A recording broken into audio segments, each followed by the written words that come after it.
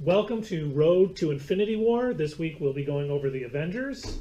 And remember, subscribe to our channel, hit the little bell to get notified when new videos come up. And if you like this video, please give us a like.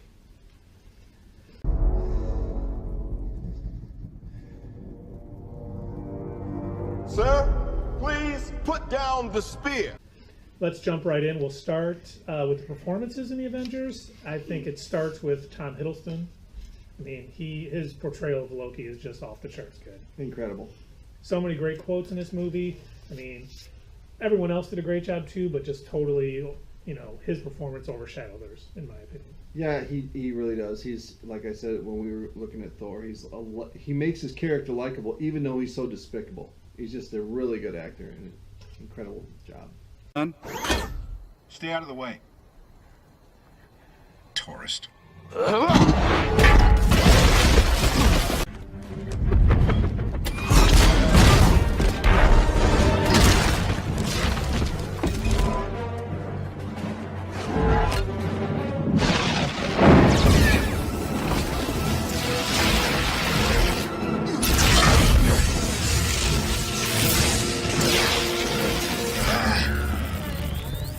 Power at 400% capacity. How about that?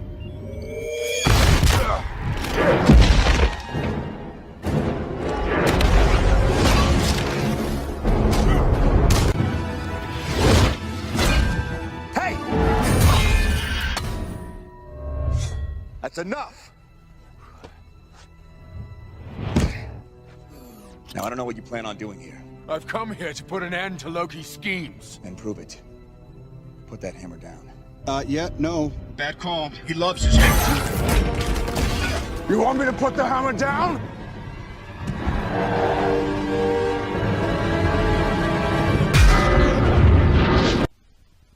The plot. It's excellent plot. Joss Whedon does a great job of taking these huge characters and giving them all equal screen time. And I didn't find anything wrong with the plot. I really enjoyed it. I absolutely love this movie, and I think the plot is great. The way they bring them all together, the way they stay true to their characters is really good. I do have two minor complaints. Very minor. Didn't ruin enjoyment of the film in any way, but the first being after the Black Widow kind of, stops the machine with the scepter, the hole in the sky, the gateway closes. She just kind of gets rid of it. It's such a powerful weapon, and she was so nonchalant with it. Once again, did not ruin the movie, just nitpicking here on my part. And then the other was, after the nuke destroyed the mothership, after Tony Stark takes the nuke and takes it up through the gateway and destroys the mothership, all the T'Chari just drop. These aren't robots. It reminded me so much of the Phantom Menace when the robots just stopped, which made more sense being robots. And I know they're probably saving time. They didn't want to show the cleanup, but they did everything so great in this movie, including showing the Avengers saving people, not just, fighting the T'Chari.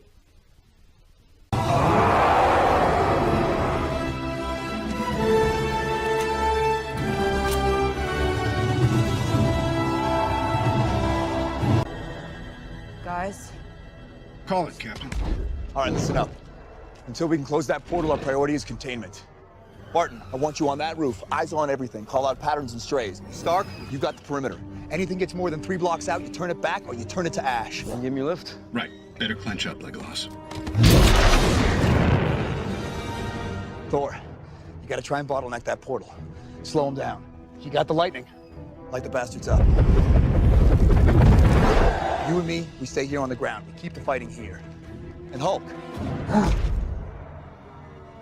Smash. Okay, then some other items of note that we saw in this movie. First, how they talk about how the Tesseract is a door to the other end of space. We know the Red Skull was pulled up in Captain America: The First Avenger. Are we going to see him again? I hope so. I've actually heard something today on one of the other YouTubers that they've been in talks with Hugo Weaving. So I don't know if it's true, but that would be awesome. Yeah. We also, in this movie, we know Loki's staff has the Mind Stone. He also has the Tesseract in this movie. He has 2 Infinity Stones, basically. Does he know what they are? He kind of he always has plans, and we know how much did he know about what he had. Was he planning to lose at the end of this, to play the long game, get Thanos involved so the Avengers could take him out, and then he could step up? Are we going to see his plan from the first Avengers play out in Infinity War? I certainly hope so, because I think that'd be very cool. And I love how they tie it in. Like, they planted the seed way back then, in that with 2012, and it still hasn't played out yet. I love their continuity. It's just awesome. They did. And then we one of the things when Tony sees the Tesseract for the first time, he kind of like his eyes pop open, like he's remembering his dad's notes on it, and he's finally going to see this piece of tech, how he sees it. Some of Loki's lines that we talked about earlier. I am burdened with glorious purpose. That was delivered so well. There are no men like me. He refers to Captain America as the soldier. Knowing he knew all about the Avengers And the Beast. Yep, he knew all about him, and he was planning on it. So many other things in this movie, like when Iron Man first comes in, and the Black Widow is in the Quinjet, and he's like, "Agent Romanoff, did you miss me?" Because they had met in Iron Man 2, so it's always nice bonding those things together. When they're in the when Loki is in the ship and they're dragging him back, and Thor first arrives, and they're like, "What are you afraid of, the lightning?" And he goes, "I'm not fond of what follows." Yeah. And then Thor grabs him out, and "Hey, Tony, we need a plan of attack." "I have a plan. Attack!" And he flies out, and then we see the the battle between the Avengers. And one of the things too, when Thor is talking to Loki, we see two ravens. And for those of you who have read the comics and know a little more about Odin, he has two ravens. So I wonder if that was Odin spying on his two sons, seeing what was going on. So we got that. Captain's line about there is one God, and I'm pretty sure he doesn't dress like that. That was great.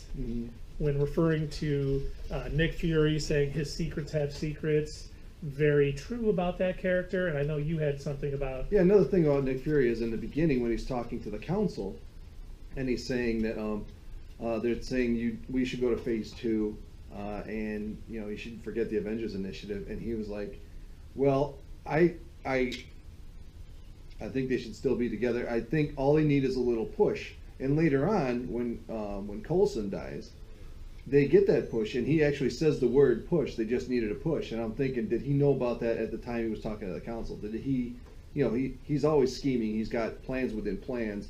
I wonder if he had that plan, because he did bring him back for the Agents of S.H.I.E.L.D. So was that all planned out ahead of time, or did he just work with what happened? Exactly. Fury would do either, so we may never know. But I did think when Maria Hill says, "Hey, those cards were in Coulson's locker," Fury being Fury. He took what happened and used it to his advantage.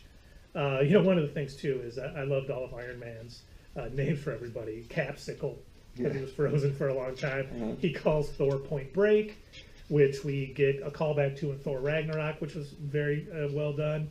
He calls Hawkeye Legolas. Just so many things that is great in that.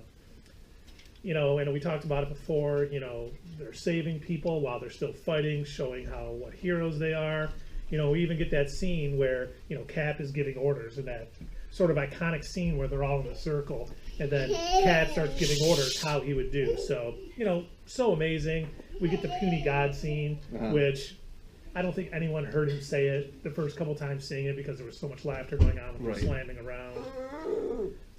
And then, the couple of the Stan Lee's cameo in it, when he's playing chess at the end, he's talking about not believing in heroes. Superheroes in New York City? Yeah, and then we also see Deathlock from S.H.I.E.L.D. is actually in one of the clips, and I thought that was kind of cool. And there's a few other things, when I can't think of it. Loki goes up and he's talking to the Chitauri leader, and then he's like, "You'll have your war," and they're talking about it, and then he says that we have given you, he has given you the knowledge, and of course they're referring to Thanos back then. I think that's awesome. They're planting the seed back then, and then even when Thor grabs him off the Quinjet, flies down, hits the ground, he says, "Who's controlling the would-be king?" Because he wants to rule the earth, and that nice tie in there. Let me put you on hold.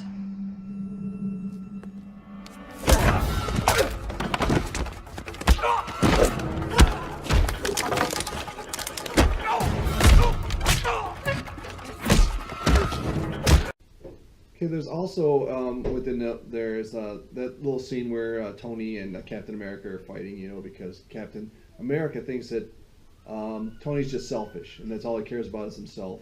And then he basically admits it during that scene. But then at the end of the movie, he earns everybody's respect when he takes a nuke up into space. I thought that was a very cool tie-in. Yeah, he was ready to sacrifice his own life for the greater good. He definitely became a hero right there in Cap's eyes. Yep.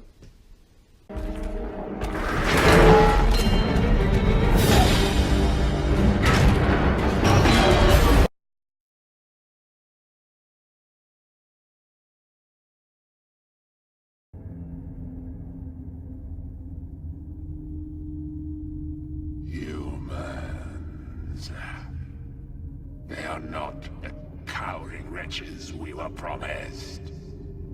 They stand. They are unruly and therefore cannot be ruled.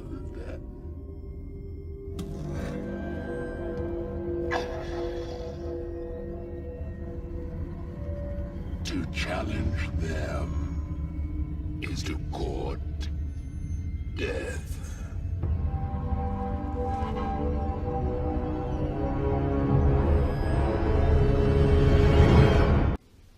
And the first post-credit scene, we see, the T'Challa leader talking about, the battle and how the Avengers won and Earth isn't so weak, and basically says, if you court death to challenge them. And in the comics, Thanos is in love with death, and you see him turn around and smile. And that was huge. I remember sitting in a theater seeing the Avengers for the first time, and just I could not contain myself. That was so amazing. Yeah, I thought it was going to happen immediately, but I love the way they've done it. Yeah, having Ultron be in Avengers 2 was not unexpected, but they're playing the long game. They definitely know what they're doing.